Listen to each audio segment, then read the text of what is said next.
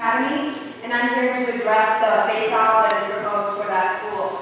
I'm here to tell you there are 4 reasons why this should not happen. Number 1, we don't meet the criteria. Number 2, we have new leadership under which improvement has been seen. Number 3, we have the graduation rate that we propose is much higher than what the DOE states. And number 4, our stakeholders were not addressed for this decision beforehand.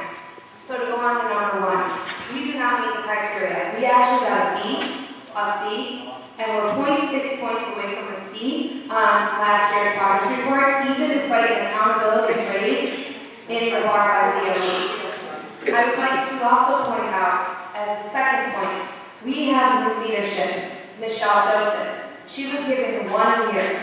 A new coach is always given more than 1 year to represent a win, and I believe a principal should be given the same. According to the 2007-2008 progress report, we've actually increased on the 2008-2009 progress report by over 10 points. As an educator, I would never look at a student who moved from a 54 to a 64.4 and tell them, you just missed the bar, therefore you failed, and you don't have a chance to succeed. That's what you're telling us. Also, you cannot make a decision based on predictives. I'm a math teacher. We are not data points that can be based on a trend line. Just because it's predictive does not mean it is so.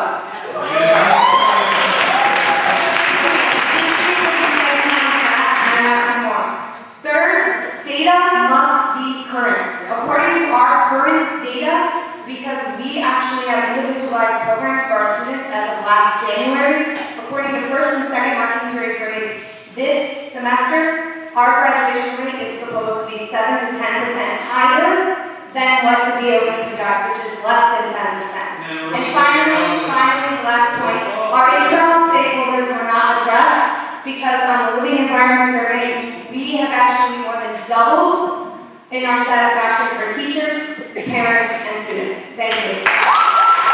Educational policy, what is the policy? What is the policy for closing? Is it just because we're conveniently located? Yes. Is it just because you decided to close our school all of a sudden? Like, I really don't understand. I feel like we deserve more time to try and grow. Our administrator initially, he left the school in the middle of the second year. The second teacher who came in, the second principal I've heard, had never been a principal before. So we have our first principal now. Am I sure? Yeah, you're running over, sir. Okay, so our principal is, we finally have like a real principal who's experienced. And the school is like changing because of it. You can feel it, it's palpable. And it's unfair that we don't have a chance, and it's unfair that that chance is being taken from us because of reasons that we did not know. Okay, thank you. Right. Good point. Basically, I had 2 requests as per our educational impact statement. The first one has to do with the section that explains why we're closing, and basically we want more facts. The only justification that they give, since we don't meet any of the mathematical requirements to close us, is that this vaguely worded line that after a DOE visit and conversations with internal stakeholders, we have shown we're not making progress. But to be honest, I checked 12 other impact statements, and that same exact line is copied and pasted onto each one. So basically what I'm wondering is if we could get the dignity of having a more specific, school-specific statement that says exactly why we're closing. Because to be honest, my students ask me why we're closing, and I will say, I don't know. I mean, I look and I'm trying to figure it out. I want to tell them why. So if you can make it more clear for us why we're closing, I can tell them why we're closing, and we can put up a better argument. Second of all, has to do with the section that is entitled the community ramifications. The only thing that you have written there is that 385 seats will be moved to other schools. And to be honest with you, we think that we have a much bigger impact on the community than just seats. And I was wondering if we could update the impact statement by giving you a list and telling you what our impact is on the community. And to be honest, in my own personal opinion, I have to question the fundamental ideas of the school system that thinks the only connection between a school and its community is seats.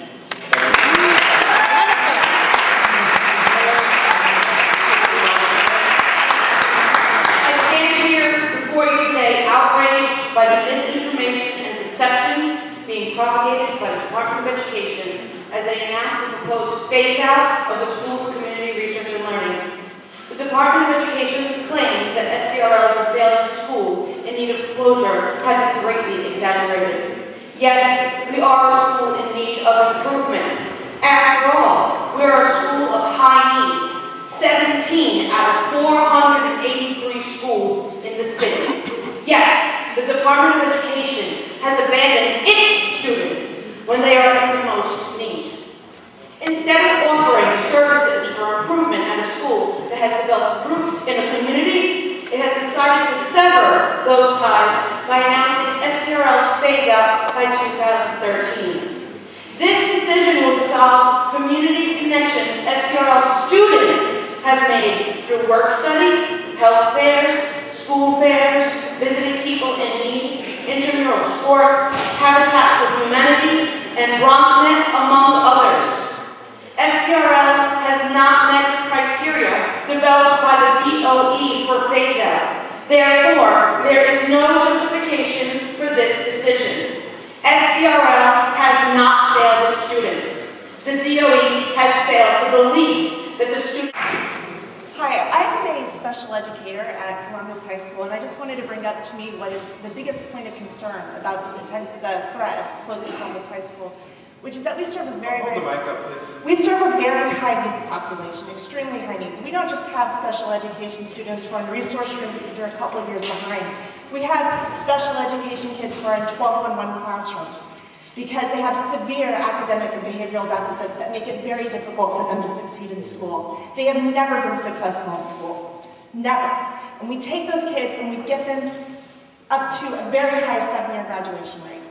And the thing that worries me the most about these kids is that if we close Columbus High School, they are not going to be on that campus anymore. We're not talking about removing the teachers and the principals and leaving those students there to be served with different staff members. We're talking about shuffling those kids off to other places because the schools that will be going into the Columbus campus are schools that do not accept these kinds of students. Selective schools do not take these students. The highest need schools, the highest need students in our community go to large community high schools, the ones like Columbus High School, and our staff. One thing that frustrates me excessively about these grades, the D's and the F's, is that people that assume that if you have a D or an F, that means the staff at that school is incompetent. I want to testify that the staff at this school is hardworking, professional, determined, and flexible, because we have been fed increasingly high needs populations due to the closing of other large community high schools. And we have worked very hard at coming up with new and better programs, all kinds of new programs for dealing with that population. If Columbus High School closes down, those kids will not be allowed on the campus anymore. They will be somewhere else, and that's important. Thank you. Yeah. So I'm saying, Mr. Klein, I'm ashamed of you. I'm ashamed. I sat here all night while this man sat with his head down, texting.